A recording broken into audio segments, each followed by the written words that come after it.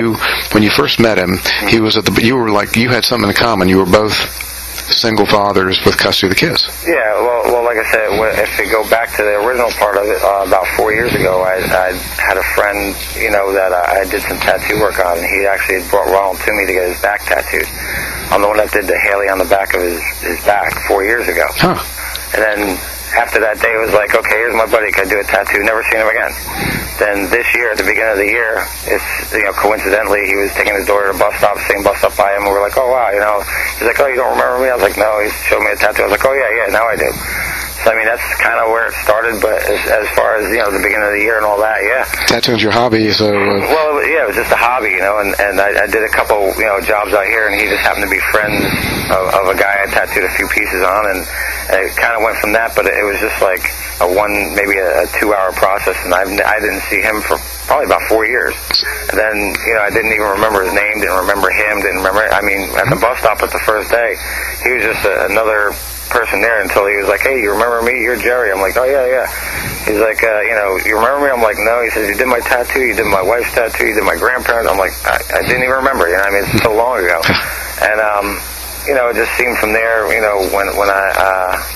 I met him, he was single. Same week, I could recall, Misty coming down with her nephew without, walking down to the bus stop.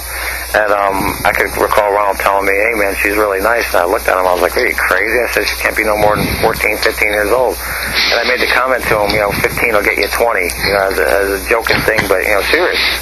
And he kind of laughed it off, and to me, I kind of, in a sense, thought maybe he could have known her, but how could he? I'm saying to myself, because he just met her like the same day I did. You thought she was hot? He did. Yeah. He thought she was the cat's meow as far as, from what I could tell, because, anytime we were standing there, he would just be focused staring at her. Maybe, if we were waiting for the bus, he'd just, I'd talk to him, hey, what's up, this and that, and, sidetracked with just, staring at her, so I was like, whatever, this guy's stuck on that. And then... Didn't you say, he said, and you said something, if you like children, what was that comment? Well, I said to him, I looked at it, and he asked me if I thought she was hot, and I was like, 15 will get you 20, she's a kid. Basically, the morning of the day she turned missing, which was, I guess, the last day of anybody seeing her, I was at the bus stop. Stephanie was not with me that morning. She was with me in the afternoon. That morning was a normal morning. Had, I believe, 6 children that were standing with me when the bus had pulled up, that were in that triangle waiting on the bus to pull up. And they all stand there and wait to go up. As the bus pulled up at the blinking lights, we had heard like a squealing from the turn, like where if you know the area, there's a turn, then it goes up to where the tracks are. We heard the little squealing, and like the kids looked back, and we looked back, and we noticed that Ronald was coming in a purple car. So I assumed that he was just going to pull up, stop, and put Haleigh on the bus, and Austin or whoever he had with him. Like he's done before in the past, he'd pull up and then put her on the bus and then take off from there. This morning, or that morning, he'd pulled up, and instead of pulling up to where the bus was already stopped with the red lights flashing, he decided to just make a wide hook, almost hit us all at the bus stop, me and the children. I had to pull them close to the bus. Made like a button hook around the turn over the railroad tracks, and almost the truck with a trailer coming the other way.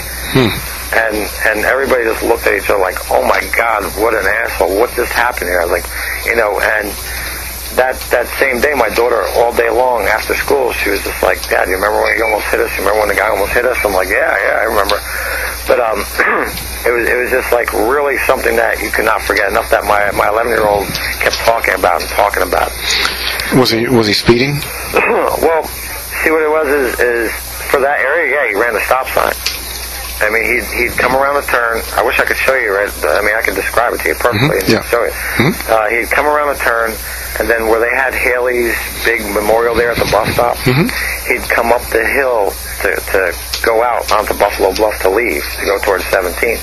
So when he did that, instead of pulling up to stop, he'd like picked up a little speeding button hook that went around the turn and came literally 5 inches from hitting my leg and me pushing the kids to the front of the bus just to get out of the way.